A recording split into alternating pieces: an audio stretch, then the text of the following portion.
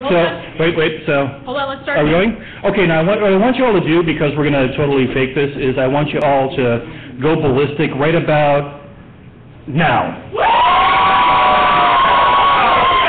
Thanks. So that way anybody who is watching, who is watching out there in internet web land, we're just kind of faking it right now. So. Yeah, or in the other room. Yeah, we actually have several members of the Omaha Police Department next door, so I'm kind of looking forward to being the first person to get busted for verbal obscenity. Dave, you're going to have to pull it down, huh? Yeah, you might want to work the script down just before. Or depending upon who you want to date with, I mean, you might want to work it out, I'm going to talk to them tomorrow. Valid point. Okay, so welcome to are we doing the April Abundance of Spoken Word. We have a contribution box over there for Lydia House / Open Door Mission. If you got a couple of spare dollars after you bought a pizza and hit the bar, please give some money. As we all know, they're a great group of people and really could use your support. I would also like to point out that we have a couple of shows coming up.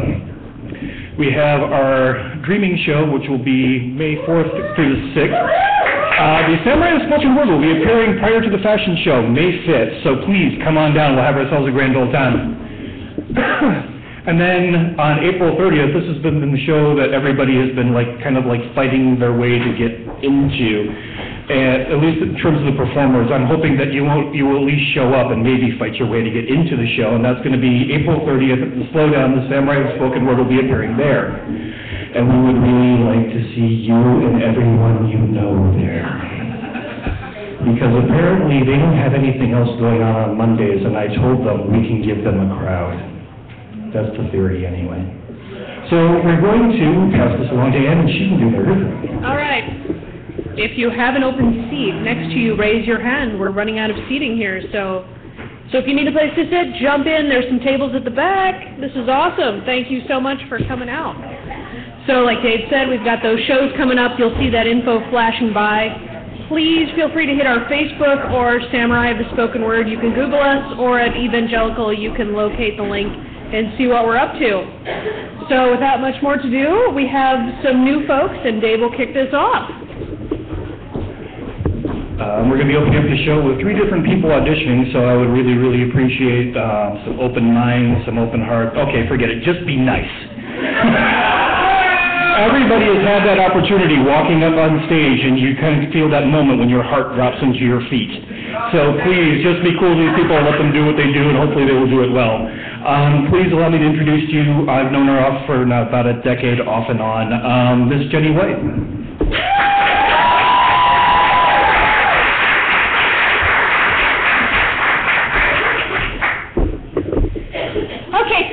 I would like to tell you the story about when I almost became a permanent part of a Cessna puddle jumpers. You know, the 2 propellers on the side? Yeah.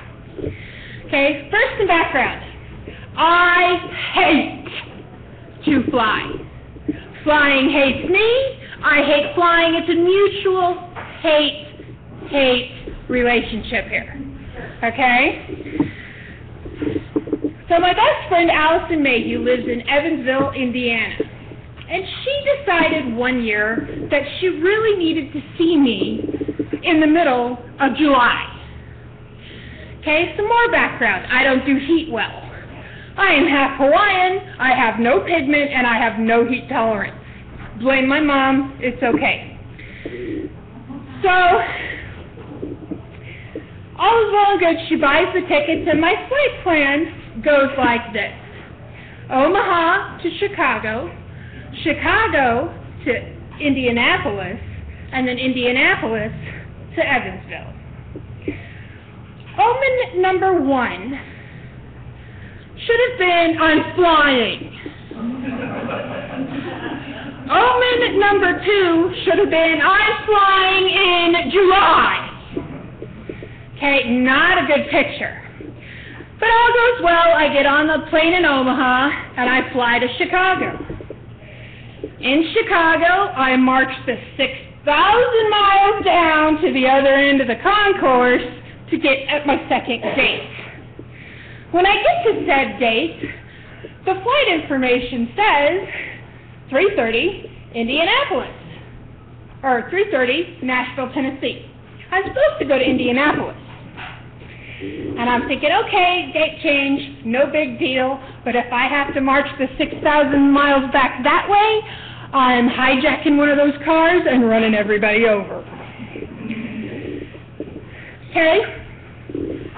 So I go to the monitors, because I'm an adult, I can do this, I'm flying, I can handle this. There is that my flight does not exist on the monitors. So I go down to Southwest ticket booth thing, agent people, and I say, this is my problem. Did you move my flight to another day? And so they do some checking. They call up two people. They call a manager. My flight doesn't exist to Indianapolis, Indiana. Omen number 3. Go the fuck home and get out of the plane. Got it. So they said, well, you can get on the plane to Nashville, Tennessee, and from Nashville we can get you a plane to Evansville, Indiana. I'm like, okay, whatever. So I get to Nashville. And I have to walk, to the other end of the terminal, of course, because why would they have the gates close together for me? So I get to the other end of the gate, and it says, flight leaving 3:30. Okay, great. Awesome. So I sit down, hoping beyond hope that everything was going to be okay.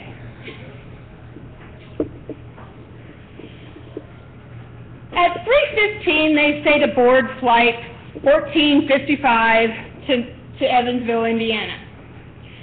Okay, now this Cessna, there's more space in a shoebox.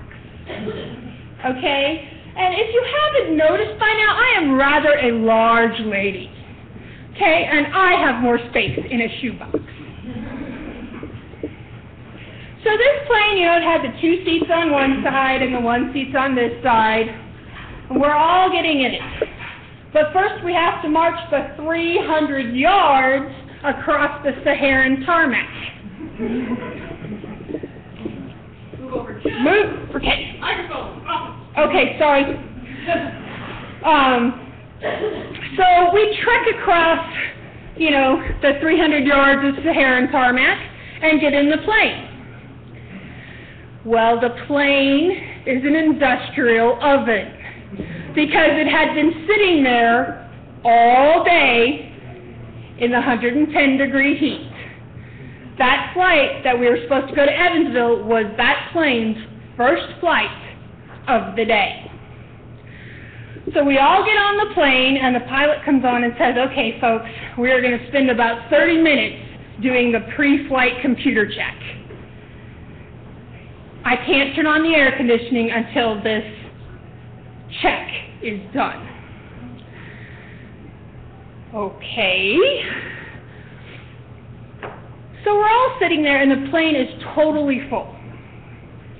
And pretty soon, we all start looking at the ground, because we're all 70% water as humans, right? Well, 50% of our water was on the floor. We were going to need sailing buckets, to get this plane off the ground. 35 minutes in, the pilot comes on and says, we have experienced a mechanical failure.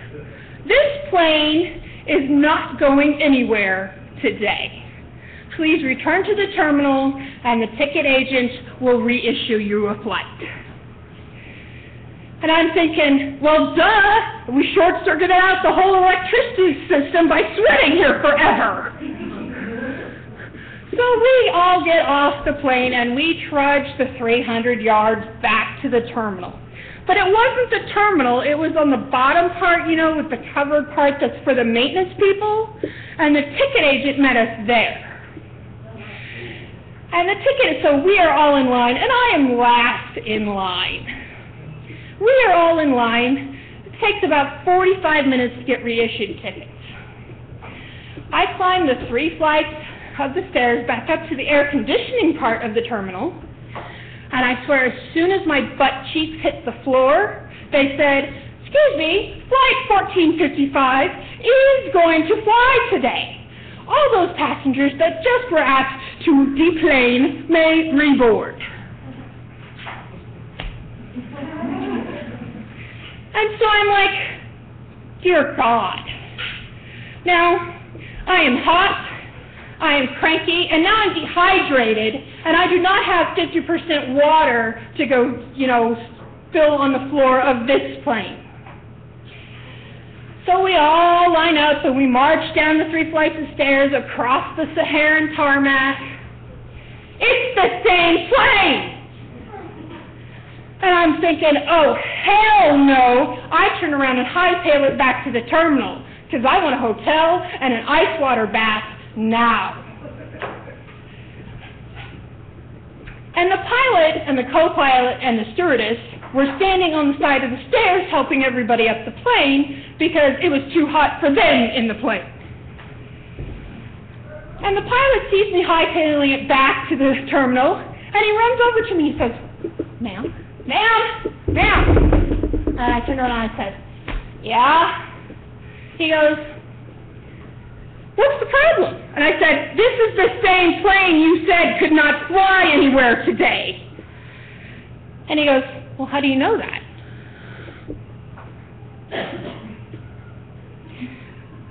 The plane ID is printed under your cockpit window. He looks at me and goes, "Oh, well, you're very observant. Not many people notice that."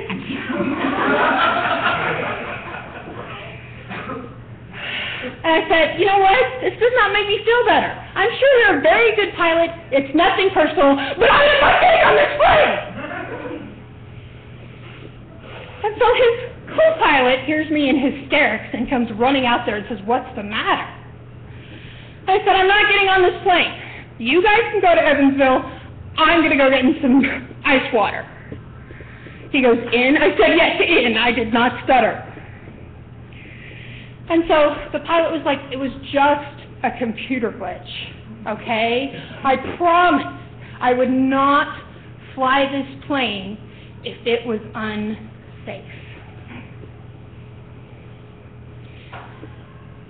This did not instill confidence in me, needless to say. But I said, whatever, and we went back on the plane.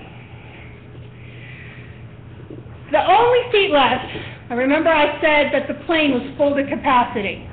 The only seat left was a seat beside a man, I swear to God, was 2.5 of me. Okay? And I threw up my hands and I said, this is not going to work. Because there is about that much room by him. And that's not even room for my thigh. Okay? So, I turn around and start to go back out the plane, and the stewardess steps in front, and she weighs like 20 pounds. I could step on her and break her in half. But trying not to, get big guys and machine guns and the federal marshals there, I stop and say yes. And she goes, "What's the matter?" I said, "I cannot sit in that seat." Suddenly, I feel this looming presence behind me. Now, it's at this point that my brain has said, "Do you know what color you are? Do you know what color everybody else on the plane is?" And I'm thinking, because the stewardess, the pilot, and the co-pilot were the only white people on this plane. And what I said could have been taken as an insult to the rest of the population of this plane. And so, right about then, my knees buckle, and I turn around and I'm like, "Let me explain, please." And he goes, "Explain." And I'm like, You see, and this is what I said, I swear to God, in public, in a plane, to a guy who was going to kill me with his trash can-size hands. Diameter of seat, diameter of me, diameter of seat, diameter of you, and does not equal And he's standing there going, and I could see the wheels turning turning around and around and around. I'm sitting here going, saying Hail Mary, saying whatever prayer that comes into my head, saying, Dear God, I will do this and this and this if you get me out of this situation alive. I promise. Okay. He's still sitting there. And the whole plane is holding its breath. And I swear they can hear my heartbeat in China. And I'm sitting there going, oh God. And so I can see the wheels turning, and it says, what the hell did she just say? And then he thinks, did she just insult me again? And then he throws his head back and just booms out laughing, because he finally figured it out. That him and me in a two-seat aeroplane did not equal very comfortable at all, considering I was going to have to sit on his thigh to buckle my seatbelt. And he said, that's a good one, and he reaches his hand out, pats me on the shoulder, which brought me to my knees. He goes, I like you, you're funny, and sat down. And then I fell backward because the collective sigh of relief that came from the plane just kind of went, woo! And I ran into the stewardess, and she's only 20 pounds, so I knocked her over too. So I'm lying on the floor going, oh God. And the pilot's like, it's okay, here, you take this seat, because this little girl had said, and she could have been no more than 6, she said, I'm skinny, I can fit, you can have my seat. Oh, I swear to God, I was thanking her profusely, forever. And I sat down. Do I remember getting to Evansville? No. Do I remember meeting Allison in Evansville? No. Do I remember going to the hospital for dehydration in Evansville? No. I woke up the next morning going, where the hell am I? Did I really die? No, I was just in the hospital, which was worse. True story.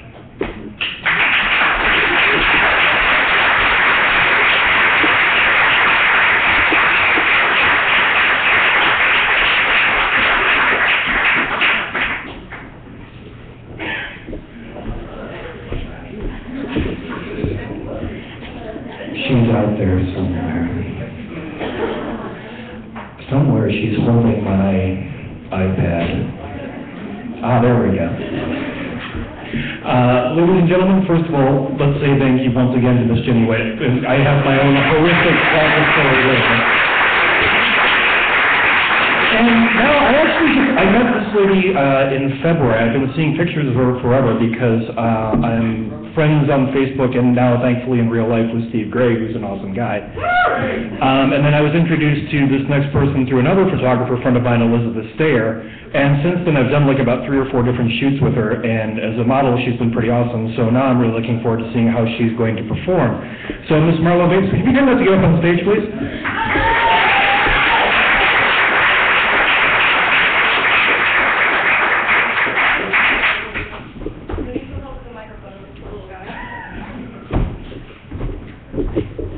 Let's see what we can do for you.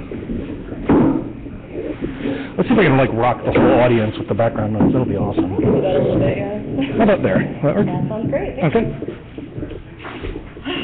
You know, I must have gone through at least 10 different versions. Ooh, you're right. I must have gone through at least 10 different revisions while trying to write this. I wrote an entire piece about politics, and then I scrapped it. A complete play-by-play of absolutely everything in my life that is frustrating. But that was too fucking long, so I had to scrap that too. And so on until I'd gone through every single possibility that I could think of, but nothing seemed to fit. I'm one of those beings that is predominantly motivated by stress. You know, everything has a deadline, everything has an expiration date. I tend to look at the world more as a checklist than an experience.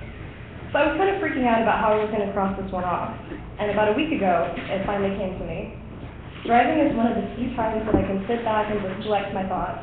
But on this particular morning, I'd run the full gamut of a clusterfuck. Woke up late, did a flash makeup application in really poor lighting, just grabbed the clothes that were in the closest pile on the floor, sprinted to my car.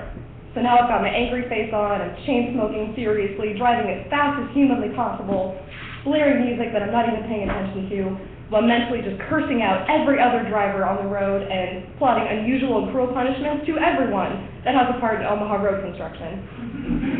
And then I caught a glimpse of myself in the mirror, and I realized that in my hurried haze, I grabbed the wrong eye pencil.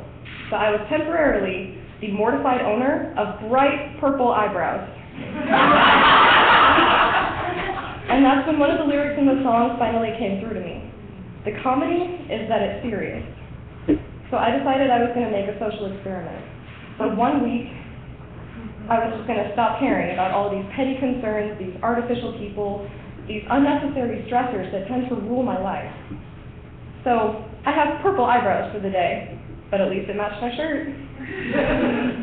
That week I actually took time to enjoy myself. As a result, I was late absolutely everywhere. But you know what happened? Nothing. There was no apocalypse, there was no nuclear fallout. Life went on as normal. Not here anyway. Not here anyway. I have also an unfortunate habit of picking up stalkers, or as they prefer to be called, very enthusiastic friends. Which, although it's flattering, can get really fucking annoying sometimes. My mom used to refer to it as the please fuck with me face. If there's a mentally inept stranger, you can guarantee that they will be glued to my ass like there's no tomorrow. So, part of the bulk of that frustration comes with the advent of the text messaging. Because now 24 hours a day, every day of the week, I am instantly available. And sometimes I just don't care. And I really don't care what you're having for lunch.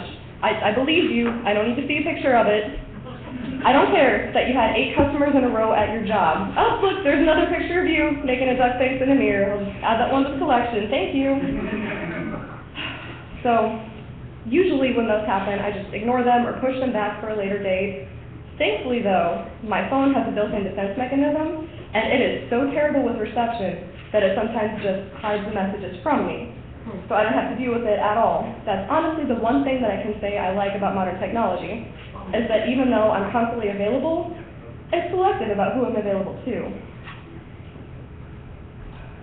And so, the course of this experiment, I decided that rather than ignoring everything, I was going to just be bold and flat out say, stop giving me your text spam. And it worked.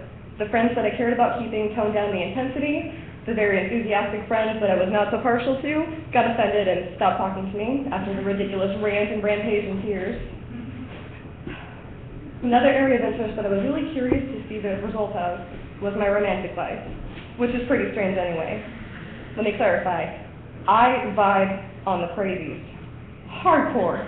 That's like one of the standard attributes to be significant for me, is that you have to be batshit insane. So, you know, I get really, really bored with people in general. But if I'm dating somebody who is insane, you know, yeah, I might come home one day to find them walled up in a fort made of beer bottles singing pirate shanties at me, but at least I will never be bored. Pretty much the standard model for me was, I have the attention span of a 4-year-old, you have the emotional maturity to match, and are more than likely an alcoholic. This can't fail! This will be amazing! And those relationships are fun while they last. But God, the fallout is a disaster. And I'm not surprised. But like most people, I like to complain. Some people get that, they'll just sit there and listen to me vent. But then there are others with this superiority complex that choose these moments to not only belittle my logic and choices, but to compare themselves to the ex in question in some half-assed, self-aggrandizing scheme. Everybody has a friend like this. like a mosquito just constantly in your ear trying to take control of every scenario and potential in front of you. See, I could have told you that that guy was wrong for you, but I was going to let you make your own decisions for that one. Well, aren't you the wisest person that I have ever met? You could have told me that this emotionally inept alcoholic psychopath was not long-term material for me? Should I drop my pants for you now, or should I wait a little bit? And it's always the exact same pattern with that. First, there's the pining from these people. The nobody wants me, I'm so unattractive. I'll compliment you while blatantly hinting that I want you to be with me later on. And then after that, there comes the rationalizing, well, of course you don't want to be with me, you're still hung up on the psycho and the beer fort. And then the bribery stage, which is my favorite, because the things that they use to bribe you with are so unbelievably ridiculous that I'm not even sure this exists. Well, if you're with me, I'll buy you this super fancy blah, blah, blah that doesn't exist yet, but it sounds good. And then ultimately, after this pattern has played itself out, then there's rejection on my part and huge resentment on theirs.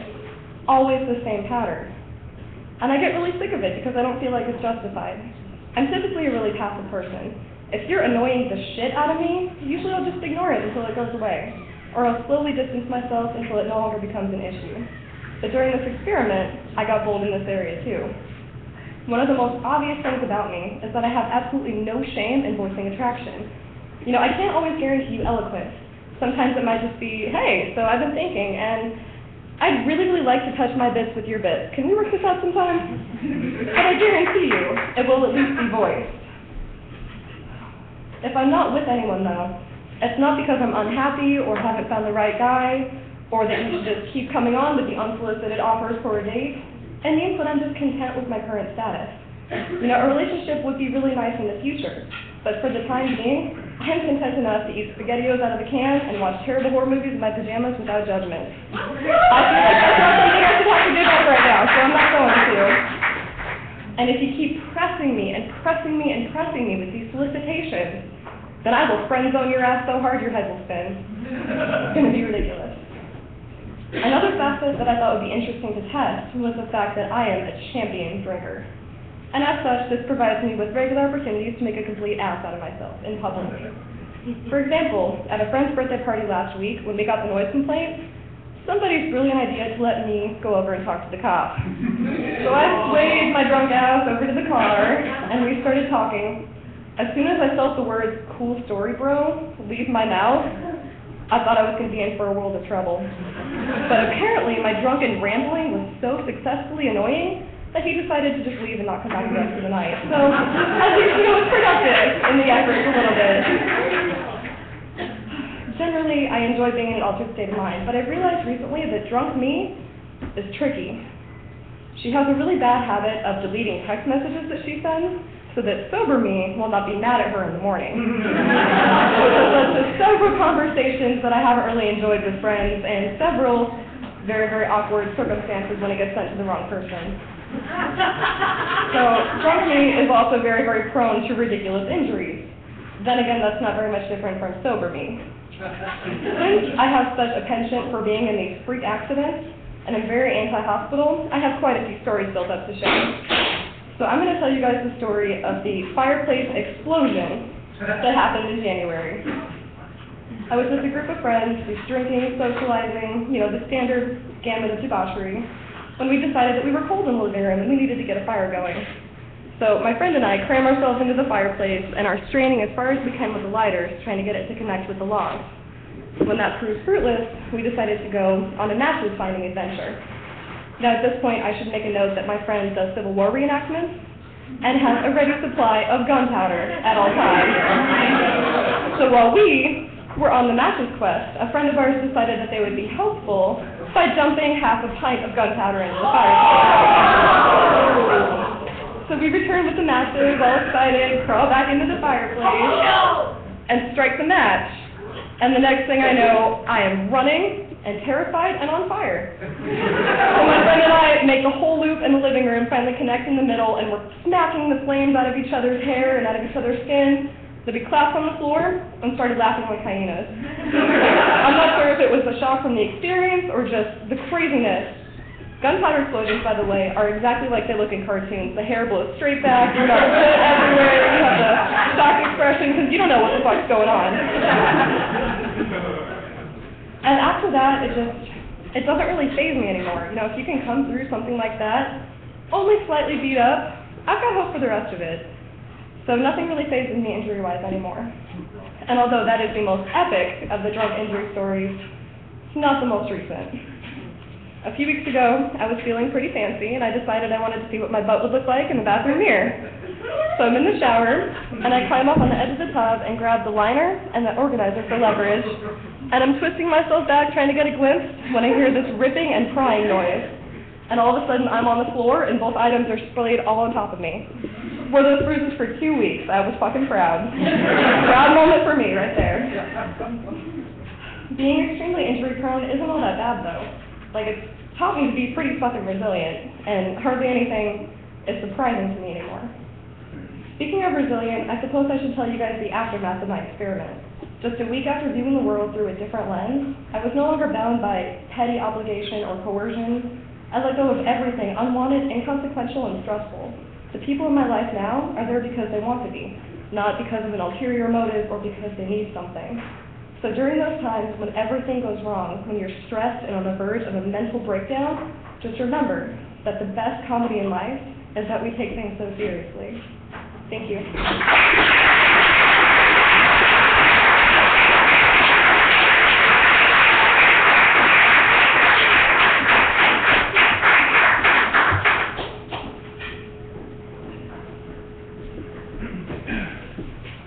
Dave, we're all waiting on you. Hurry it up.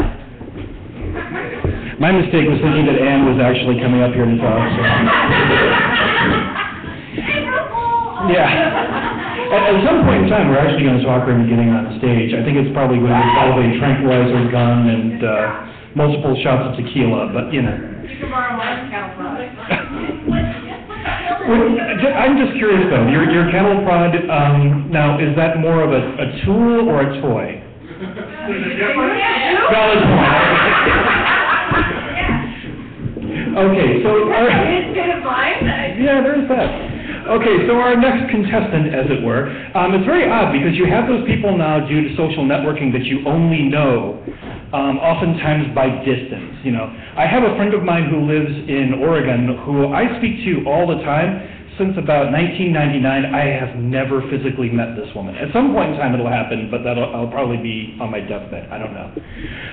So I always feel very odd when I refer to her as Esta Noche, which is her name on Facebook, although her real first name, because I don't know her last name, is Jody, so please get up on stage.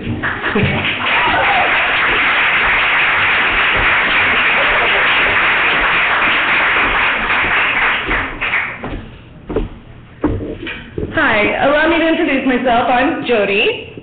As Dave pointed out, many of you do know me as Esta Noche, and one or two of you here only know me as my supervillain persona, the Gynocrat. I recently moved back to Omaha after 2 decades in Colorado, not Oregon, but it is a legal weed state, so I can understand the confusion. I've been coming to these spoken word events for about 2 months, and I thought I might want to give it a try for myself. I am still completely certain that I'm not ready, but I knew that if I didn't get up here, I'd never get up here. And, you know, especially this month's topic is abundance. I knew when I heard that I was going to have to do this. It's because it's not just about any abundance. It's about the abundance of spring. Anne Bradstreet, first poet ever published in the United States, well, actually not even the United States yet, it was like 1650 whatever, she once said, if we had no winter, the spring would not be so pleasant. If we did not sometimes taste of adversity, prosperity would not be so welcome. You see, the abundance of spring, it wouldn't be so deliriously beautiful if it didn't come after the barren cold of winter. It wouldn't seem so new and fresh if we hadn't recently mourned the death of abundance past. We've just spent months cursing the frostbite that threatened to steal little bits of us. So now we're ready to sing out a mating call to life itself. The real abundance of spring, it's about the promise of renewal. I know a little bit about renewal because I sure as fuck know a lot about winter. Barely a year and a half ago, I looked like an Auschwitz edition Nicole Richie doll. I weighed barely 100 pounds. My skin was gray and covered with sores. I could hardly walk or even take care of my own basic needs. I was lucky if I could lift myself into a sitting position for 30 minutes at a time. Sunday morning. Yeah, more. You obviously know me from somewhere other than the stage. This came about after years of prolonged illness, spousal abuse, both psychological and physical, that went out of control as my husband of 20 years spiraled more and more severely into mental illness. I lost every possession I had. That's material possessions, spiritual possessions, even my health. All of this came about in the midst of a series of traumas and losses that's so severe, so epic, that if I tried to tell you about all of it, none of you would believe me. I'm the bitch it happened to, and I can't even believe it myself. To be honest, I don't think I could fit it into a 10-minute time period anyway. Believe me, I tried. I tried to find a way to sum it up for you. The recycle bin on my computer right now looks like the bucket in a back alley abortion clinic. It's absolutely brimming with the bloody remains of fetal monologues and rants, pieces I eradicated half-formed before they ever had a chance to draw breath. I didn't even bother to wash the scalpel. Why bother? I poured myself out to my own suffering for so fucking long that nobody knew which frickin' trauma fathered what dysfunctional abomination of a piece. Things are far from perfect. Summer's still a long way off. But the winter I endured is melting away. Spring has arrived. One by one, blessings bloom sweet as lilacs. The ground is finally thawing. It's thawed enough for me to plant the seeds that are going to drive the roots deep and bear delicious fruit in the summer that's promised. My health is so fragile at times, but muscles and curves, they sprouted anew on my once barren limbs. My renewed strength often makes me forget how closely the specter of death loomed, threatening to take me at any moment. The wounds that once drained my life out with the infection that they lead to left scars and memorandum, and I flaunt them as medals of the battles that I've won, warning any future misfortune that I am a seasoned fucking warrior that will not be so easy to defeat.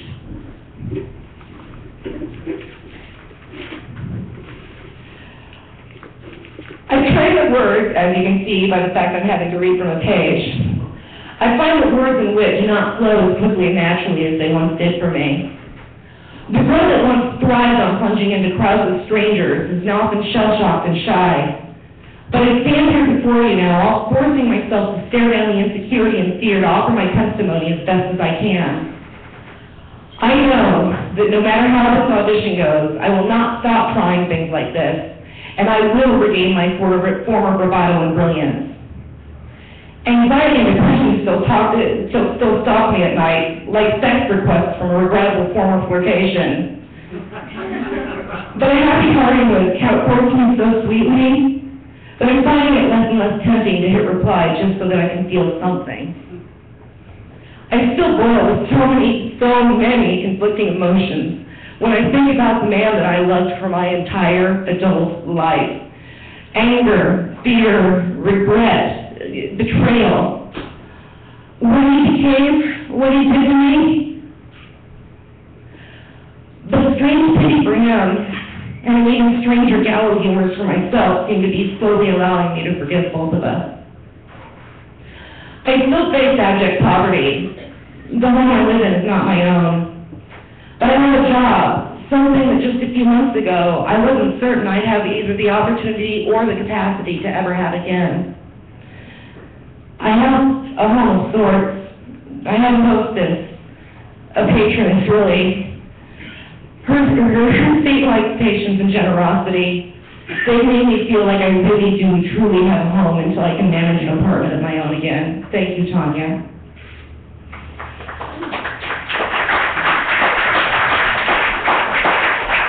The prospect of love and dating still utterly terrify me. I have many, many doubts that I'll ever have someone to truly call my partner again. I I do, however, have a weird and wonderful friend of 3 years. Now a lover. He taught me through kind encouragement, selflessness, and loads and loads and loads of kinky, dirty sex. But I do want and deserve love again. Everybody say hi to David. Not that David, not that David. The David in the camera. Everybody say hi, David.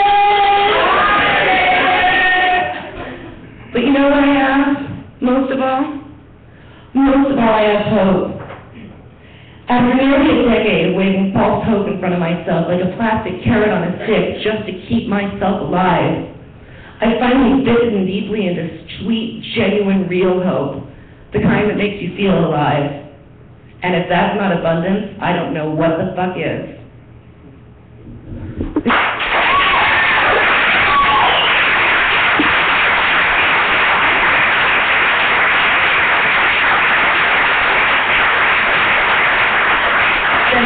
Thank you very much. It means a lot, guys.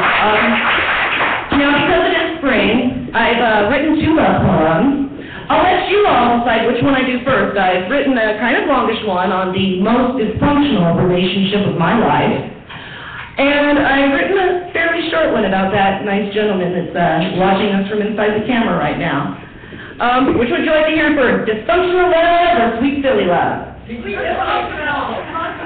Okay, I'm hearing more dysfunctional love, okay. I've known you since I was 4 years old. I fell in love with you the moment I saw you. You seemed so strong, so alive, so handsome. You promised to turn your wealth to take this wretched Cinderella and turn her into a fairy princess. Like something that stepped out of a storybook or a romantic drama on TV. Your visage of perfection initially hid from my naive child's eyes how cold and dead your heart could really be. You said all the right words. Smiles and niceties poured out of you with ease, grooming me to be your next perfect victim. I know how cruel you really are, though. The greatest insults of my life were thrust upon me. They fell from your lips with eloquence even greater than the cloying compliments and praises you generously bestowed like Halloween candies that are loaded with arsenic and razor blades. When I was only 19, I finally found the courage to leave you behind me. I had enough of your smug smears. I've long since ceased to believe any promises or praise that you offered, anything you said to keep me captive. I learned to ignore your taunts, that I would never, ever amount to anything, that the only thing I ever had of value was you. I was rewarded with greater freedom than I ever dreamed of. Friends, pride, love, success, all the things you said I'd never have filled my life with almost no effort. I'd nearly forgotten the wretched creature I was when I was with you. I'd nearly forgotten how you'd broken me down during my tender years. I almost never thought of you. When I did, it was with satisfaction. I knew that if you could see me now, you would be the one filled with envy and confusion and the shame of inadequacy. Then one day you reappeared right there on Facebook.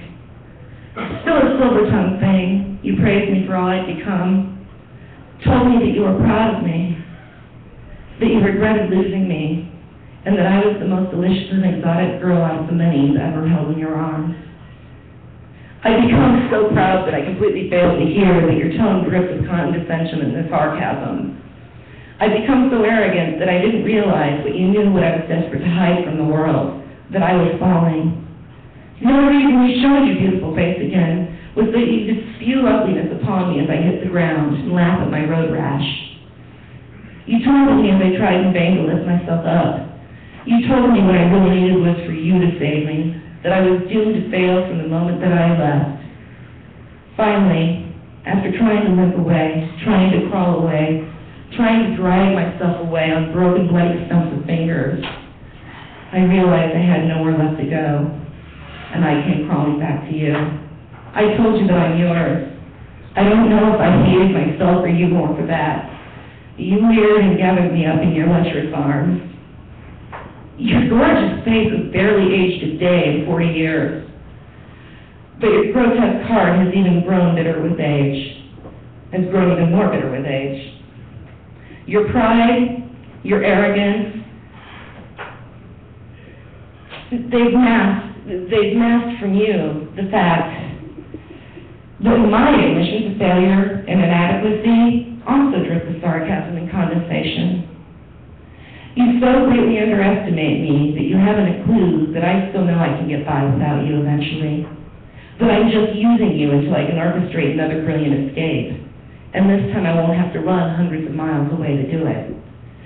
Soon enough, I'll be able to hold my head high, flaunt my freedom within your sight, but still always out of your reach. I'll let you watch me, always longing for me, seeing me in the arms of others, hardly bothering to look in your direction. When that day comes, the only way I'll even acknowledge you is if you confront me, whether it's an attempt to lure me back or to wound me with your venomous reprisals. If you do that, all that you'll get from me is a laugh, a snort of derision, and a hearty, "Fuck you, Miller!"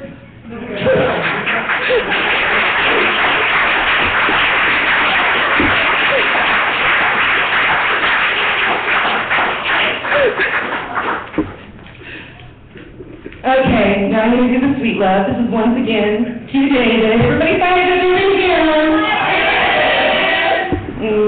You're still going to get some good snacks this week.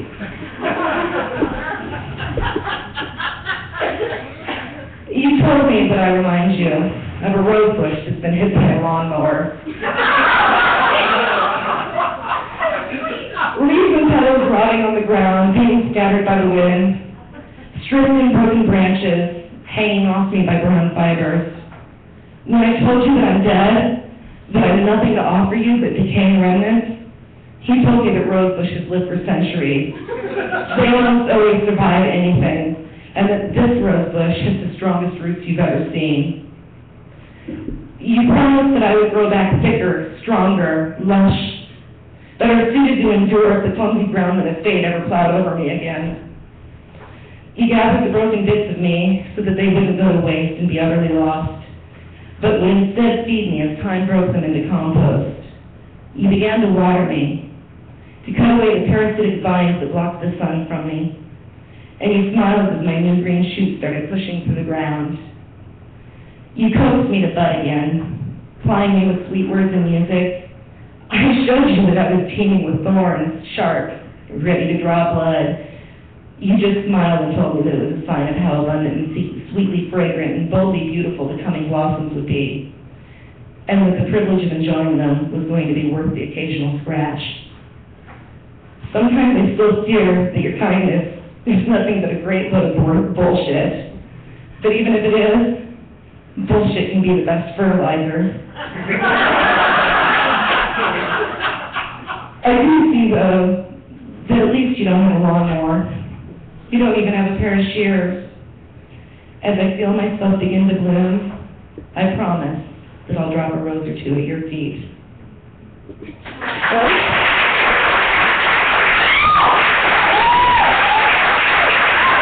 Thank you very much. You all are very, very kind to me.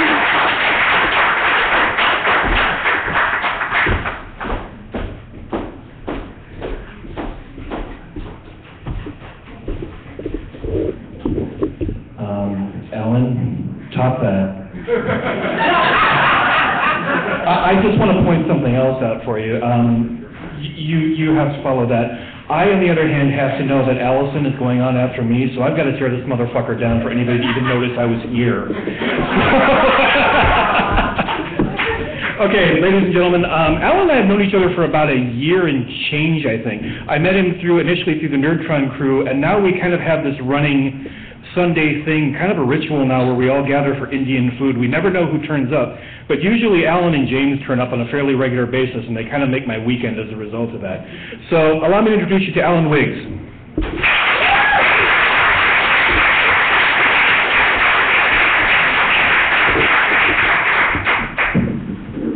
All right, let's get that ready for the tall guy. Okay, let me get situated here. Thanks for the vote of confidence there, Dave. So, those of you who are dedicated or unfortunate enough to be seeing me come up here for the second time know that the last time I came up here, I talked about belonging to one of the most hated and feared groups in America. And on that same note, I'm going to talk again about that today. Not the same group, a different group, and not men with fabulous hair. Because you see, I work in customer service. Not just customer service, but at a call center. That is right. I answer phones for a living, usually to people who hate me before they even know my name and will never see my face. This is the bane of the existence of anyone who tries to dispute a credit card charge, tries to change their cell phone plan, tries to figure out what it is that is taking away their money from their bank account every month. Now, it may not come as too much of a surprise for you if you have any empathy in your soul that these people that you're talking to, verbally wrestling with on a day-to-day basis, may not be enjoying the situation any more than you are. Literally dozens of people, however, in this great nation, yeah, that's good, on a daily basis manage to have these interactions trouble-free. In fact, every day I talk to at least one or two people that seem like they actually have kindness in their voice when they say goodbye to me.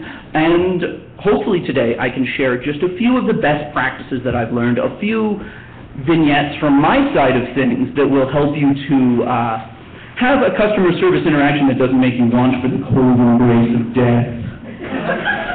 Or a beer, whichever comes first. Yeah.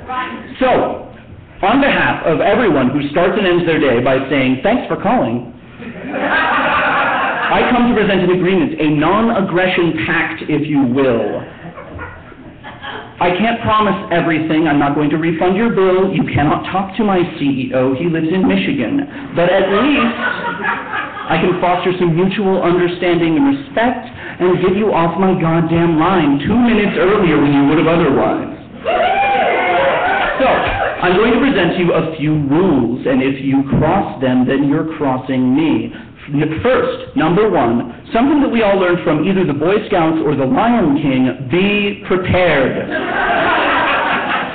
Now, I know that your mail gets messy. I know your bills get lost. I know you don't have a full set of credit card records going back 15 years. But if you call a company, that means you probably have their phone number, and their phone number is on the same thing your account number is on. If you're calling me from the freeway on your way to work, then you probably don't want to be giving me your credit card number. If you're on a 15-minute break during your shift, then you're probably going to be on hold 10 minutes of that, and don't take it out on me when I can't finish your problem in the rest of it.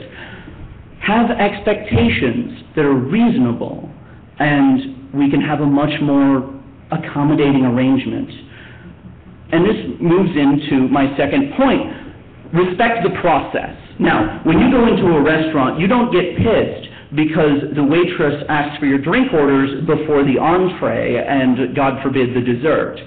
When you go on a murderous rampage and kill everyone in a customer service call center and you have to stand up in front of a judge, you don't get angry because the prosecution goes before the defense.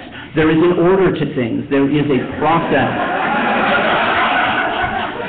And if the first thing that you do after you dial any 1-800 number is mash 0 until someone comes on the line and says, "I'm sorry, but that beeping is just in my ear, I don't know what it means," then you might expect that you're not going to get the warmest of receptions. If you follow the prompts, no matter how confusing they are, no matter how many times they repeat them, and no matter how many languages they're presented in, then I promise you, you will have a shorter hold time. You will go to the person that you want first.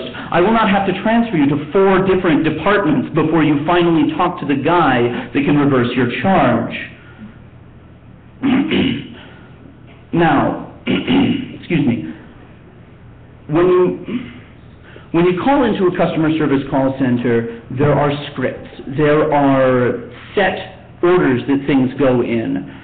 There is nothing that angers, dissuades, and prevents a customer service representative from actually giving a shit about what you were calling about than interrupting the beginning spiel, because in most call centers, that means they have to start it over again. Do you think that the thing that I have to say 60 to 70 times per day is something I enjoy saying? Do you think I'm actually enthusiastically telling you that our wireless plans can now be bundled with cable service? You have to understand that the person that you're talking to is at the bottom of a very high totem pole. And this means that if you understand that there are things that they have to do, that they don't want to do, and you don't want them to do, but are still going to happen, the whole process moves a little bit more smoothly. Another thing that keeps things from, bunching up, getting caught in themselves, is to know what you actually want before you call in.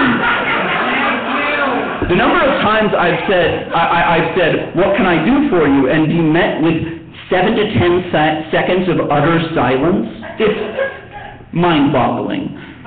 Oftentimes I understand this because you've been on hold so long, you've forgotten not only what you called about, but who you're actually calling. I work for AAA, and the number of times people have asked me about their AARP membership,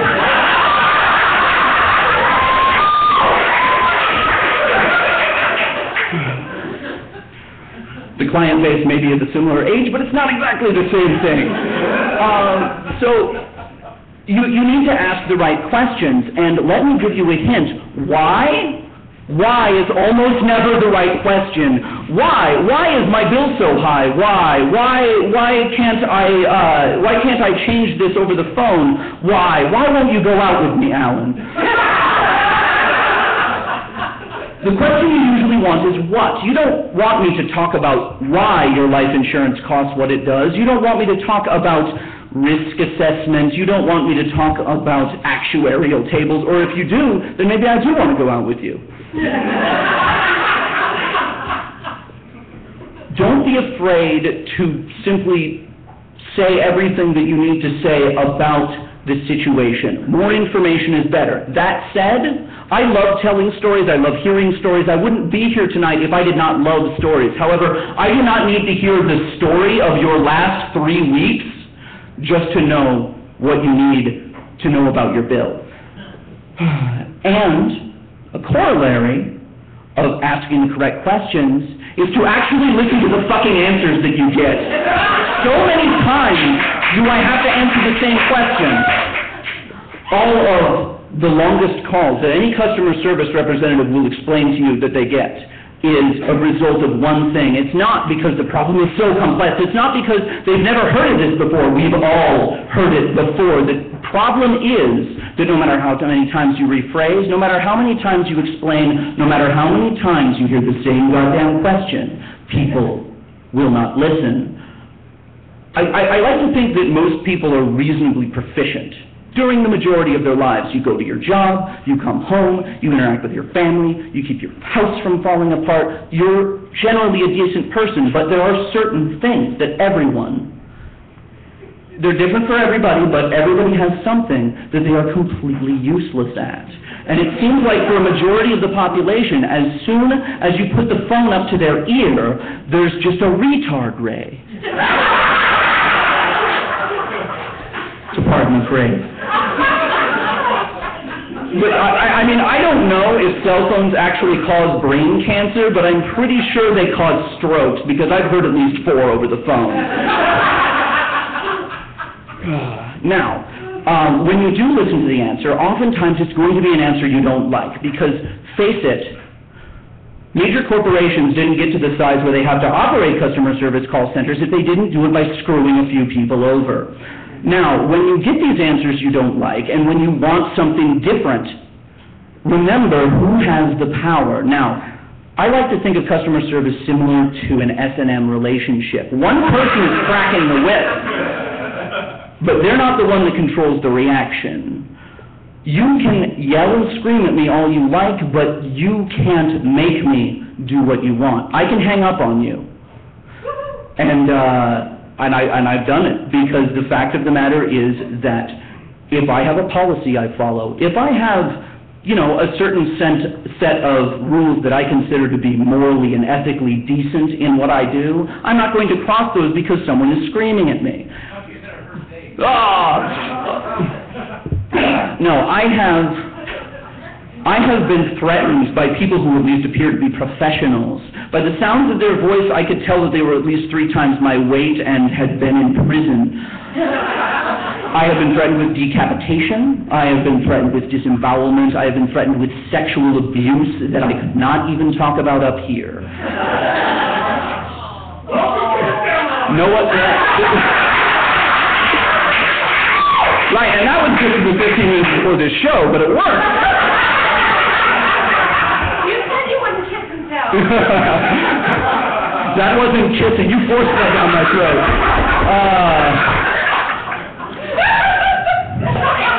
An expert on S&M relationships. And now we're back to dating. So, if those sorts of things aren't going to make me reverse your cell phone charges, if I can't, go back and refund the last 15 years of life insurance that you paid for just from you getting mad, maybe we should foster, as I said, some mutual kindness and respect.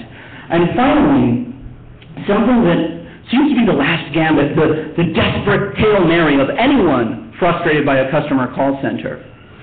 They have to remember one thing. I know the manager. The manager is my friend. The manager is not your friend. Yes, the manager is interested in the company's bottom line, but you know what? The bottom line is a whole lot bigger than the $15 a month that you pay us. Threatening to pull an account back works if you're, going to an advertising agency or if you're talking about a local business that values and keeps you. When we say we value your customer loyalty, we mean it maybe a little bit. It's proportionally. As a whole, we value our customers, sort of like you value commodities, I value the amount of money in my bank account, but any given dollar I don't really give a shit about. And so when you ask for a manager and when you're like, I am going to cancel my service, you have to do what I say, the manager is going to look at you, and the manager is going to look at me and the fact that I have gone through every available opportunity that you've given me to actually do the right thing, and they're going to say, I don't do this job as well as my employee does. At least that's what I'd like them to say, because it would be true. And I'm going to side with them because they know what they're fucking talking about. And in fact, tell you a little secret, about half the time when you ask for a manager at a call center, you're not going to get a manager. Sometimes you have what's called an escalation specialist or a second-tier customer service representative, they like to say, which is basically just somebody who fucks up a little bit less often than everybody else. So they transfer it to there, but a lot of the time, the manager is just whoever has an open line at that moment, because every answer that you get at a given call center is going to be the same.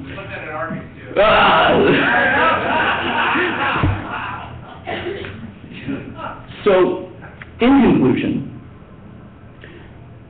try to remember a few things before you pick up the phone, before you dial that 800 number. First, pull your head out of your ass.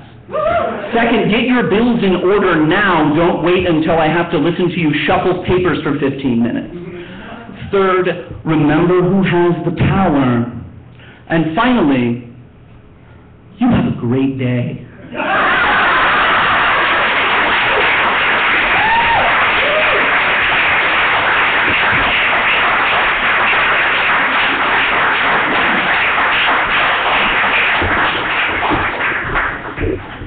Everybody keeps asking, why do you always look forward to Indian on Sundays? Well, now you know.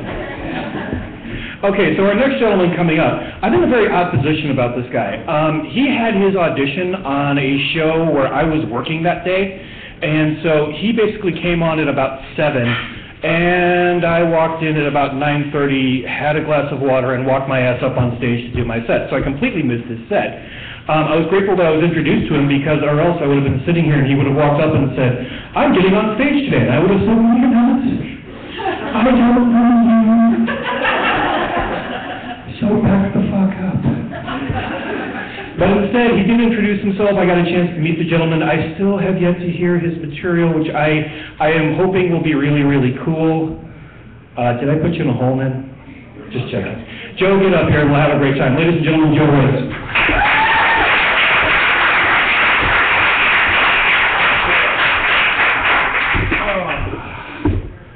How are you doing tonight? Everybody got laid this week? Too soon? Too soon? If not, you're about to get fucked by the government. Tax day tomorrow, so it's all okay. Whoa! Yes, officer, I have not been drinking. Anyways, so, and you all just lost the game, by the way. That occurred to me earlier, but I was like alone and in my car and on the interstate, so even if I screamed it out the window, the guy next to me probably wouldn't have understood what I was saying, and so I'm like, wait, I'm performing tonight, I'm going to save this to like, maximum fucking damage, but anyways, lots of things on the agenda for tonight, slightly jittery, but that's okay, got a couple beers in me, feeling pretty good, and yeah, so, by the way, I am a escalation specialist at AAA, but not in the same department that Alan works in, so hey. We'll save that rant for another day, but yes, sir, bravo. I like that piece very much. So, all I talk to is angry motherfuckers, but yeah. And people wonder why I drink. Anyways. This one's from my baby sister. This is called Ode to Emma. I don't think she's here tonight. I haven't had a chance to survey the crowd, but hey, here we go. She came in at 2:36 in the morning, and I could tell her she'd been crying. But when asked, she insisted that everything was fine, so we sat there in an awkward silence, watching cartoons for an hour before she caved. You can be fake as hell and have all the friends you could ask for, or you can be true to yourself and walk alone all your life. 17 years old, and the harsh realities of American society were already hitting her like a baseball bat to the head. She waited all week, begging the gods for Saturday night to arrive, and at the hour of arrival, she was left bored, lonely, and abandoned by friends who had gone off to college like upstanding citizens or ran off the parties that she obviously wasn't invited to. After running her event, I offered some words of wisdom. High school sucks, but what do you really want to do in life? When you go to your 10-year reunion and everyone's comparing degrees and houses and cars and credit limits and kids, what are the stories you want to tell after getting done laughing at their mediocre asses? She gave the trademark family answer of, I really don't know. Then the youngest of six in my generation said something unexpected. I want to be free. Little sister, you stumped me. That statement set the gears spinning in my head for days. A concept so simple, yet something we've forgotten the meaning of. The key to happiness couldn't really be that fucking simple, could it? Have we thrown that term around so much it's lost its meaning? Yet when you blow away the dust of deadlines and quotas and minimum payments, is the burned and rotting corpse of freedom still what it means in the dictionary?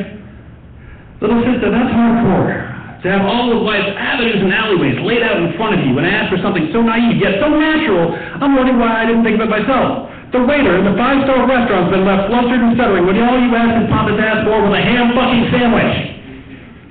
Little sister, enjoy the simple things and small victories. You won't find freedom in a department store, and you sure as hell won't find it in a cubicle. I have experience. Yeah, you might find it sitting around your apartment in the nude, or chucking your apron at a douchebag restaurant manager when you quit, or in telling a customer where to take his business you're expected to grovel for. Little sister, freedom requires equal parts insanity and absurdity.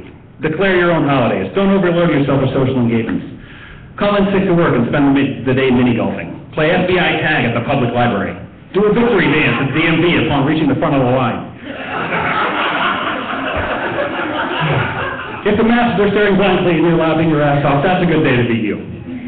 Little sister, I couldn't be prouder. True freedom and truth of self are extremely bold goals in life. But if there's anyone I know that can achieve them, it's you. Friends come and go, but the ones that matter always stick by you. Markets crash, but happiness can't be measured or expressed with a credit score or a resume. Cars break down, but resourcefulness will always prevail over panic. Life is full of surprises, some good, some bad, and some that'll knock you on your ass. Just know that your big brother will always be there to help you up. Little sister, go find your freedom. I got you back.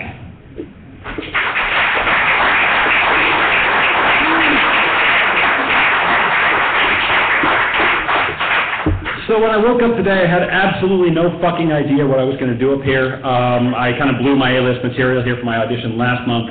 And I was like, well, fuck, what do we do now? And, ladies and gentlemen, there is an ex-girlfriend of mine who broke up with me via MySpace in the back of the room. Keep it up and I will log on, I swear to fucking God, I got my phone right here. But no. But I did find a satchel full of stuff that I thought was stolen out of my car a couple of years ago, old school poetry, things of that nature, so, yeah, we're kind of going down that road. But I had a profoundly interesting last couple of weeks that I'm going to kind of bore you with here. Not bore you, hopefully, but it's just this big fucking, I don't know where it came from, like, goal in life that just kind of like entered my head one day and hasn't gotten out. And it's like since then things have sort of been creeping in. And then I thought I was going to get my ass chewed earlier, but that turned out to be a good thing. And so, yeah, we're going to kind of roll all that into one and see how this goes. Don't worry, I'm good at this. Don't try this at home, kids.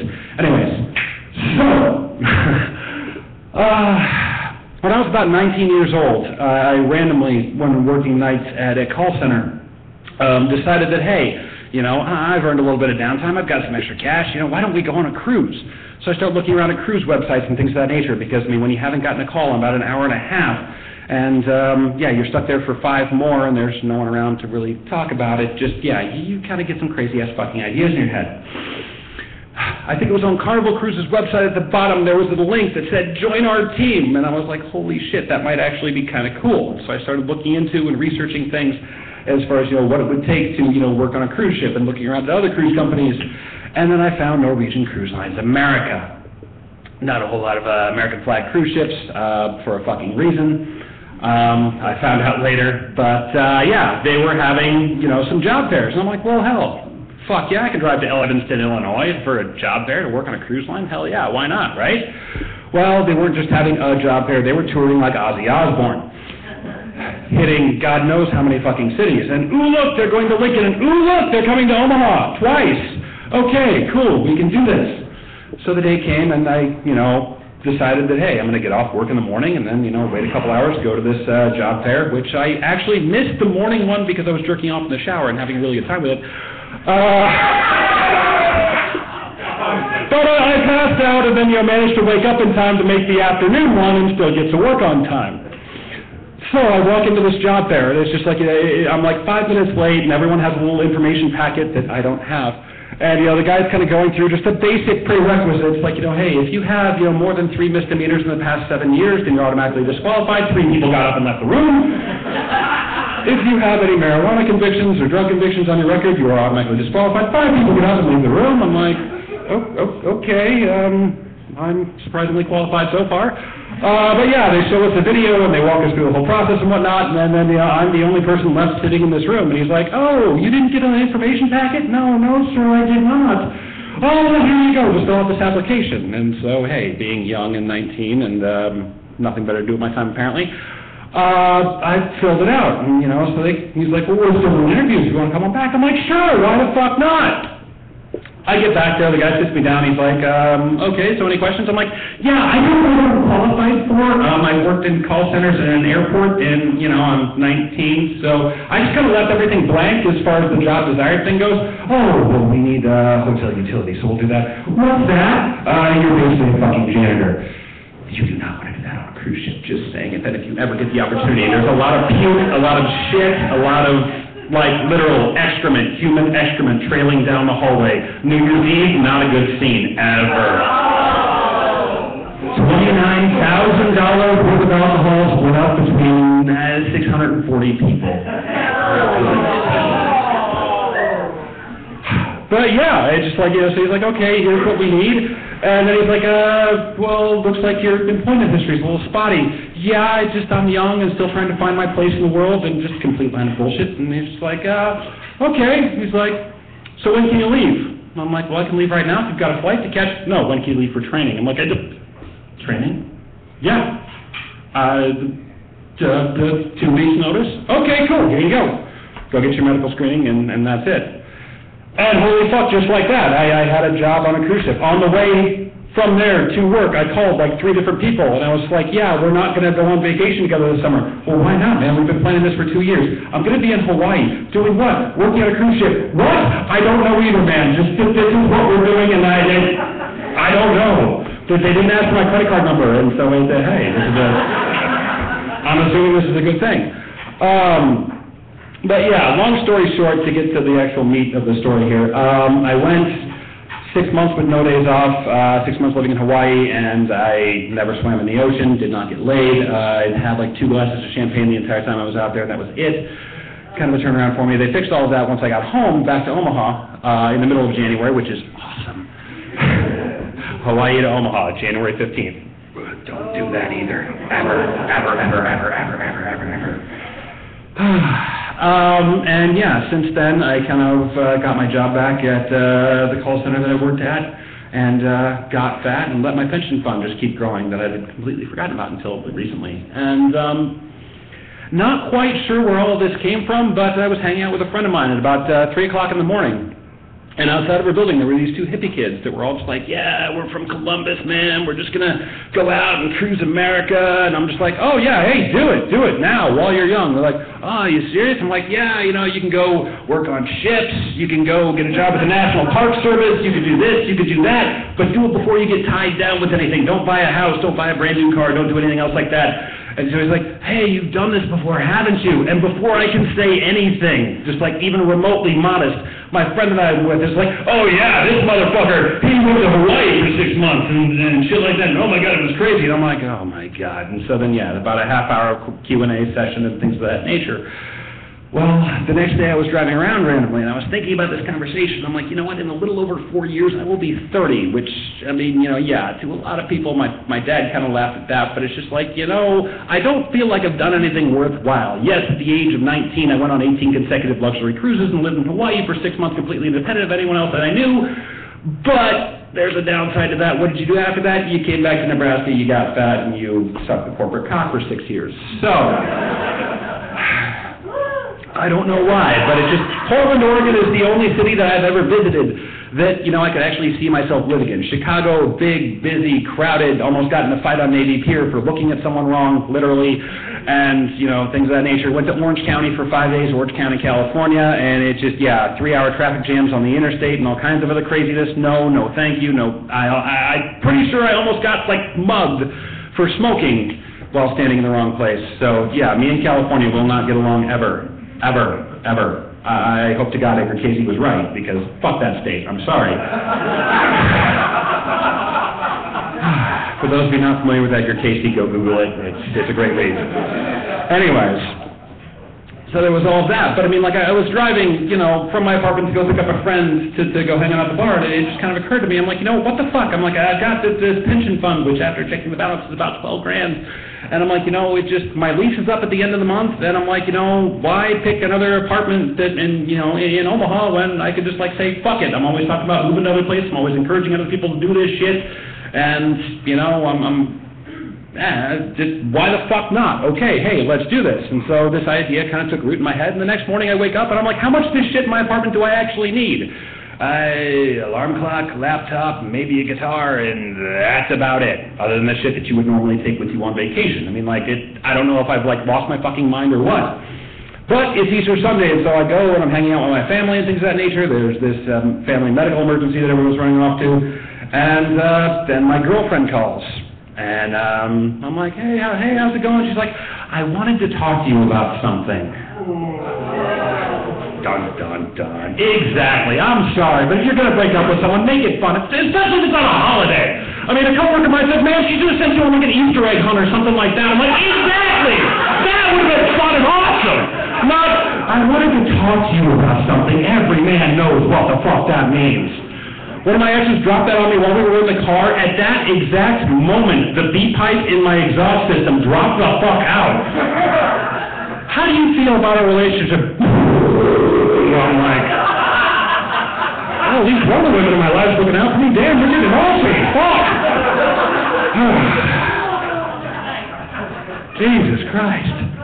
But, and so like I get off the phone, my cousin's sitting next to me, he's like, you okay, man? I'm like, that was a breakup phone call. He's like, oh, let's do this, probably go get some beers. I'm like, I gotta work in about 2 hours, so that's not gonna work out so well, but, this just makes the Portland thing more, that much easier. One less conversation I have to have. He's like, you're actually fucking serious about this. I'm like, yeah, I am. He's like, what's in Portland? I'm like, I don't know, it's just something I have to fucking do.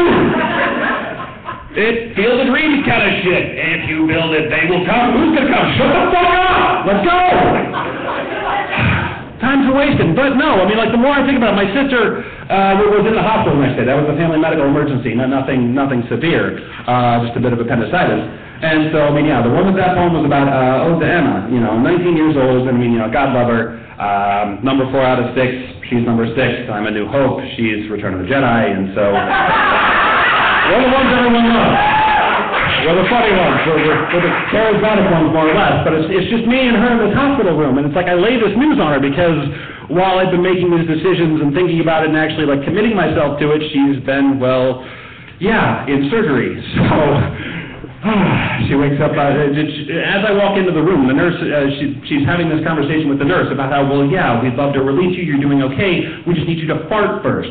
Apparently, if you get your appendix out, the like, litmus test for whether or not you're okay is if you can fart or not. And so, I'm sure Allison could explain this at the intervention, but yeah, so I'm like, you have to fart? And she's like, apparently.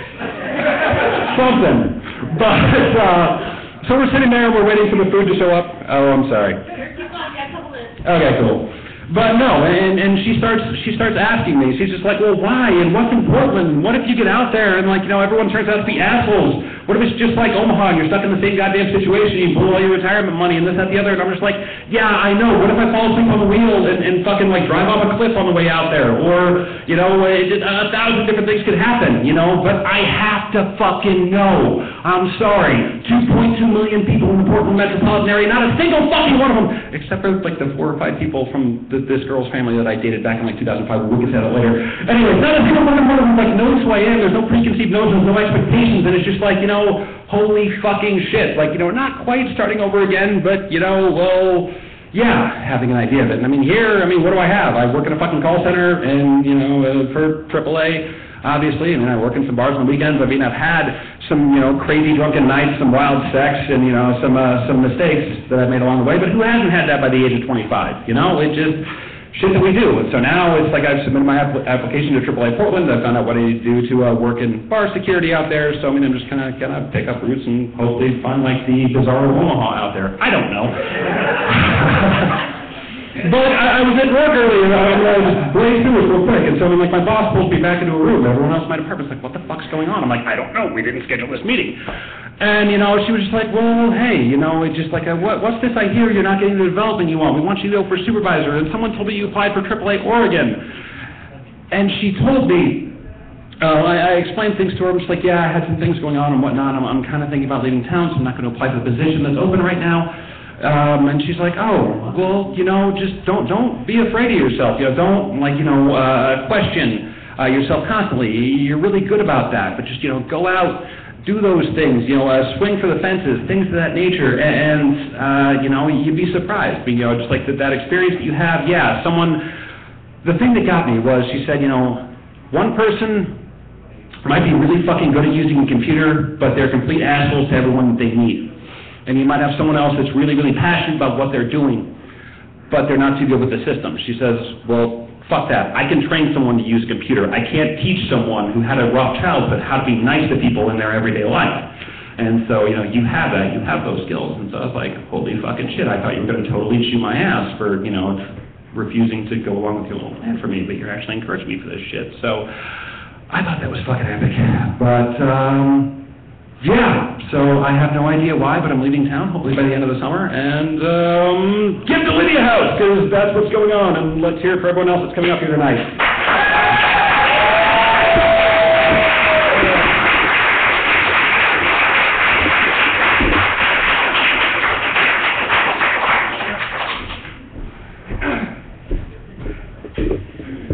Joe, I just want to point something out. I just had a strange thought. If you're going out to Oregon, Samurai of Spoken Word franchise opportunity.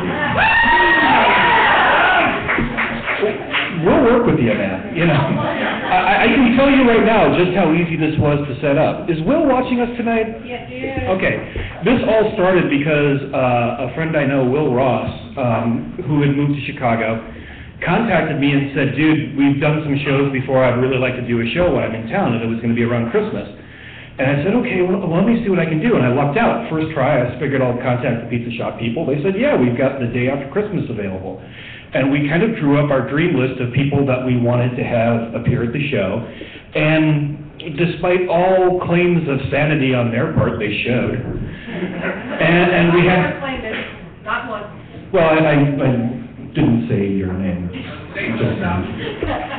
And we drew an audience, and we've been drawing more and more of an audience, so thank you all for turning out. Hopefully you're enjoying the evening.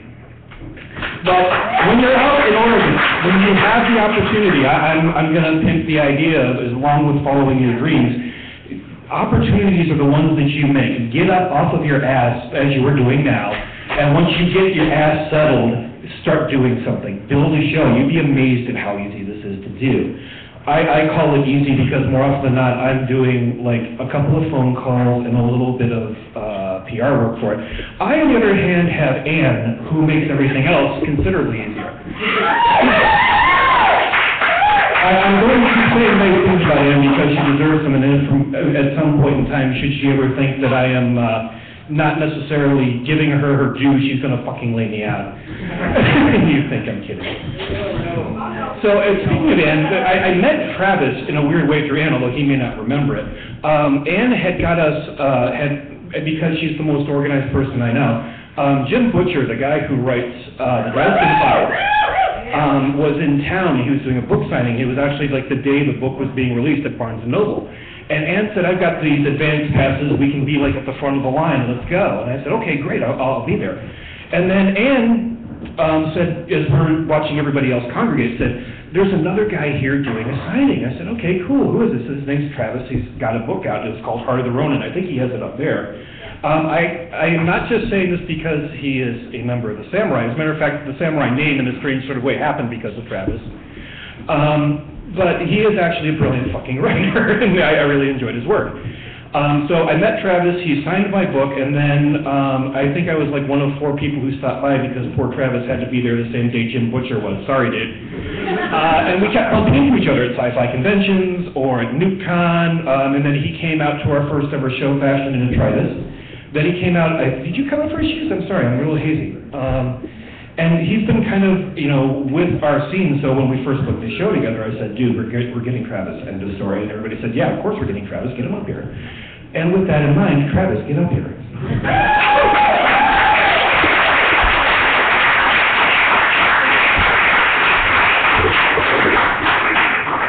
Well, good evening, everyone. Thank you for the introduction, Dave. My name is Travis Hierman. Those of you who don't know me, I have some books over there. I'm a writer, author. Mostly I write fiction. Up here, though I do some creative nonfiction kind of thing. All proceeds. Come and see me during the break. Buy my books. All proceeds tonight go to Lydia House.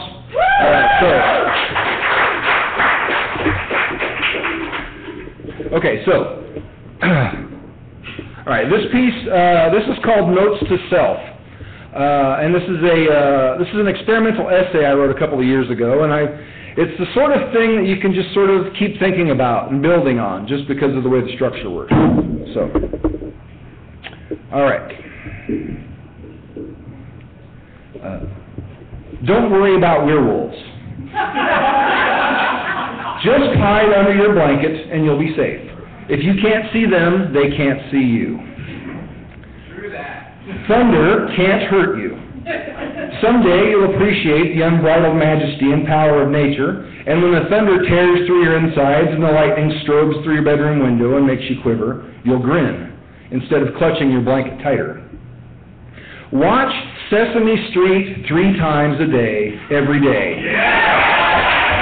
On your first day of kindergarten, you'll already be able to read, but in 10 years, you'll wonder who the fuck Elmo is. When Grandma tells you not to put too much sugar on your Captain Crunch, listen to her. Captain Crunch with sugar is inedible, even at your age. Don't pull Stacy's hair. She's your cousin, and you should be nicer to her. With miles of farmland between you and other children, your cousins and your dreams are your only playmates. Don't be shy your first day of school. You're going to have the same 9 people in your class for the next 12 years. You might as well get to know them now. Don't let Miss Hicks frighten you. I know she's not as nice as your kindergarten teacher, but some people are just old and mean and bitter. And it's not your fault. Don't cross her, or she might pinch your tongue with her long, lacquered fingernails. The school will fire her after only 2 years anyway, after stories get out of how mean she really is. When siblings finally come along, don't be so annoyed with them. How many groups of toddlers develop their own unique, mutually intelligible language? The technology really does exist to create Spider-Man's web shooters. And when you're playing Superman, the sofa makes a great landing spot. When you make a wooden sun sword, just like Thundar the Barbarians, don't hit Casey in the head with it. If you do, he'll cry and you'll feel awful, but don't worry, he won't tell on you. When you're at the drive-in movie, don't go and hide in the back of the van when Darth Vader is about to cut Obi-Wan down. You've been waiting 2 months to see this movie, and it will take at least 10 years and the advent of VHS before you get another chance to see that scene. And until then, you'll always wonder what it looked like. There are some books you should read as soon as possible. The Hobbit, Lord of the Rings, anything you can find on dinosaurs, plus Conan, Tarzan, John Carter stories, and every comic book you can get your hands on. Pay attention when Dad is building something. Watching him will teach you how to build the coolest tree fort ever. Complete with split-level design, Tarzan rope, control panel, and rain gutter didgeridoo suitable for signaling the other pirate ships. Don't eat the whole bag of Doritos. It will take 20 years to overcome the shape that your body will assume and how you feel about it. Better yet, don't eat any at all. A few more books will fire your imagination, so find them as soon as you can. Interview with a Vampire, Star Wars, Robin Hood, Greek and Norse mythology, King Arthur. Make sure to read Ivanhoe at least 3 times, just because. You won't fully appreciate Dracula and Frankenstein until years later, but read them anyway. When you go on that hayride with the church youth group, don't push the fat kid off the flatbed at the bottom of the river hill. Even though you've already been pushed off 3 times yourself. He'll have to run 200 yards uphill to catch up. And by the time he catches up, he'll be weeping with exhaustion. Life is going to hand him enough problems without you being one of them. But if you do it, and Dad asks you how it happened, stand up and admit it so that you can take your licks and begin to forgive yourself. Don't let Rachel ride on a tractor fender. She's not old enough to hold on. But if you must, because you're the super cool big brother, slow down and watch out for that hole. If you hit it, you'll envision for the rest of your life how much worse that could have been.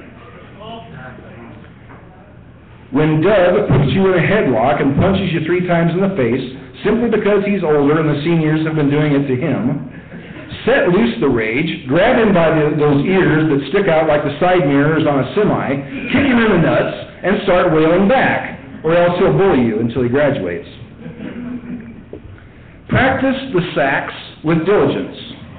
After high school, you remember with fondness the sheer pleasure of creating music. When Dad has his guitar out, strumming away at a Johnny Cash song, pay attention and listen when he tries to teach you. Yes, it hurts your fingers, but suck it up, or else every time the music of an amazing guitarist shoots jets of tingling bliss up the back of your neck and makes your feet start bouncing, you'll wish your fingers had the magic to give life to that kind of joy. When you finish that first novel, it will suck. But you must not recognize that it sucks. You must believe that it is fantastically original, riveting work, not a thinly veiled Edgar Rice Burroughs ripoff. If you don't believe this, you won't take it seriously. When Georgia wants to kiss you, have the perception and good sense to recognize that moment much sooner. Don't just sit there like a dumb lump and make her sigh. You could do worse than learning how to tell a story like Stephen King. Pet Sematary, The Shining, Salem's Lot, The Stand will all keep you up nights. Frank Herbert's Dune will show you incendiary landscapes of thought and place that you won't fully understand until the second reading. You are not as fat as you think you are. When that adorable girl from Verdigris gives you a big smile in the hallway at the conference basketball tournament, and somehow, of all the places throughout that big auditorium, she chooses to sit right next to you, for God's sake, say something! Even if it's only some incoherent string of syllables just to start the conversation rolling. If you don't, you will never even know her name. If need be, turn to Jeff and tell him to slap the shit out of you for being an idiot before she sighs and leaves. Don't spend so much time looking at Cheryl's butt. Yes, it's amazing, practically hypnotic, but she's going to be valedictorian instead of you, simply because she applies herself. For that matter, don't lie to her about your ACT scores. It'll be easier for her to take when she learns that you got the scholarship and she didn't. Spend more time with Grandpa. He doesn't have much time left, and you'll miss him when he's gone. Especially after you see the pride in his eyes at how you've grown up. He can't carry 3 wooden corner posts anymore. Be kinder to your knees. You'll miss them too in about 20 years. Cutting back on motorcycle and 3-wheeler wrecks by half might help. 600-pound calves can hurt you, especially when the air is filled with the stench of red-hot iron and seared hair and flesh, and they know that their testicles are in jeopardy.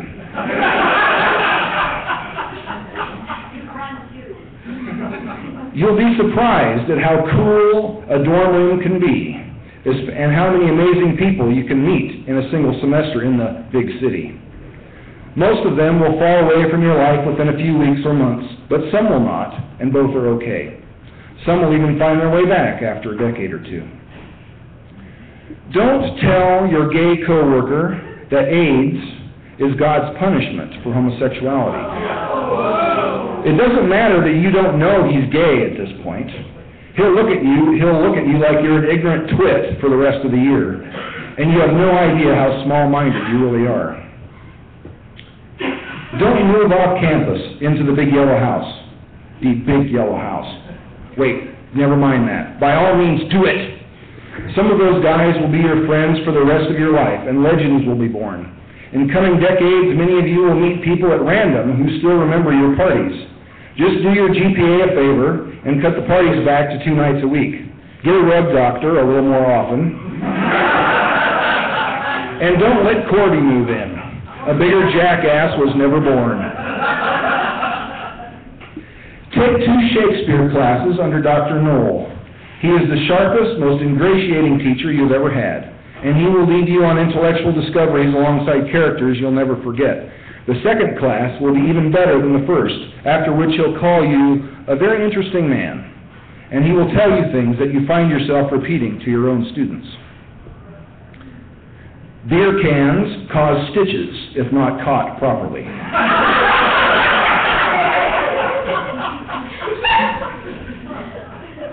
Never tell the girl you're dating that you're kind of in love with her sister. I know. But when the object of your unbridled affection drives 8 hours to see you, have the guts to do something about that, even if she has a boyfriend. When Frankie launches into another drunken philosophical tirade whilst shooting quarters off of his penis, and waxes rhapsodic about the Bible as history and literature, don't say anything like, The Bible is the Word of God. Once again, you'll sound like a closed-minded idiot, and it will shut down a conversation in which you might have learned something. Before long, we'll spend years unlearning all that catechism programming and indoctrination bullshit anyway. On the upside, you'll eventually become admirably, gleefully sacrilegious because of how far you had to come.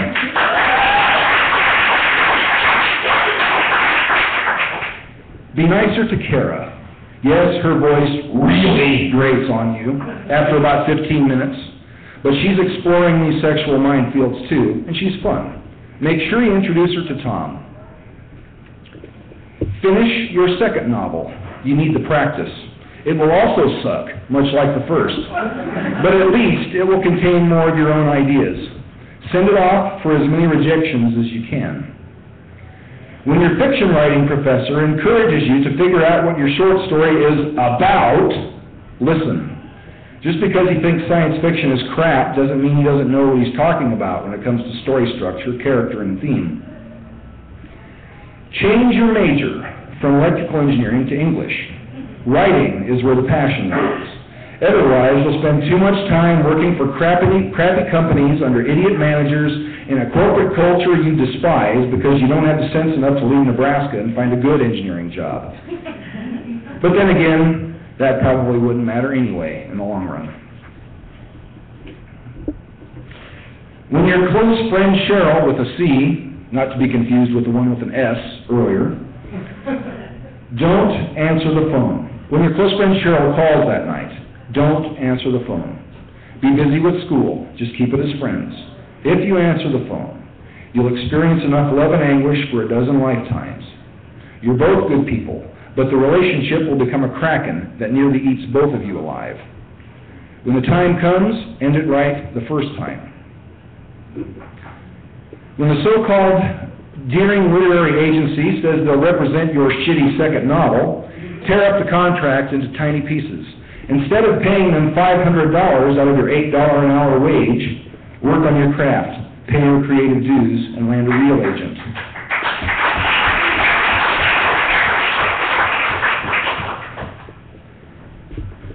When they send you a publishing contract from a publisher you've never heard of, tear that up too, or you'll spend the next 3 or 4 years with having lost any will or inclination to write. Make sure you write the marginally less shitty but even more original third novel. That one has a few truly amazing moments. Embrace much earlier the idea that doing things for which you don't feel true passion is a real waste of your life. Make sure you play pitch with Grandma at every opportunity. She's the last of her generation. She misses Grandpa, and she'll be joining him soon.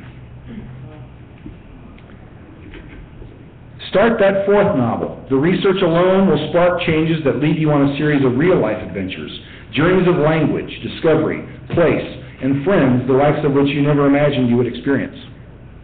You will find yourself at the most unexpected moments, moved to tears at songs, smells, movie scenes, thoughts of years wasted, loves lost, cherished friends far away, and paths not taken. And you'll chide yourself for being a sentimental idiot. But don't worry. Those emotions just let you know that you're now living life as it should be lived.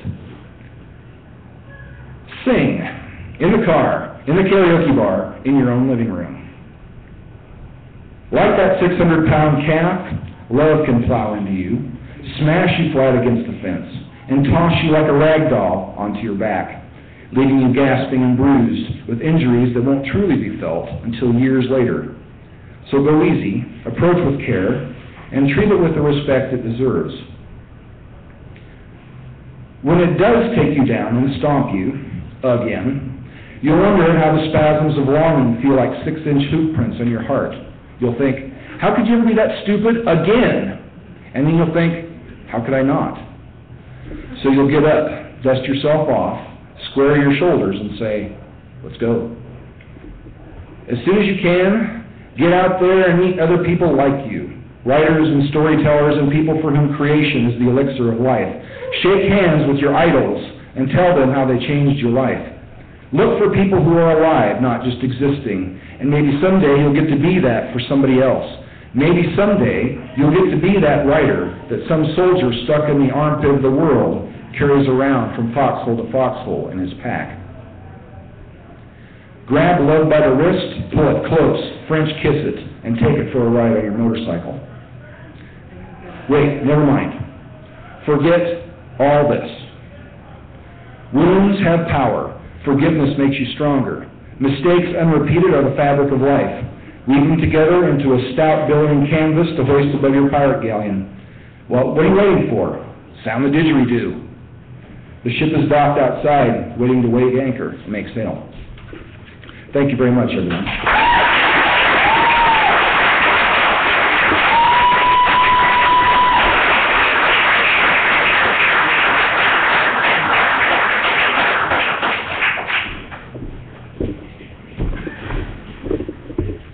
And on that note, okay, we are going to have an intermission, so feel free to go out, have a drink, order something, and please come back in about 10 minutes.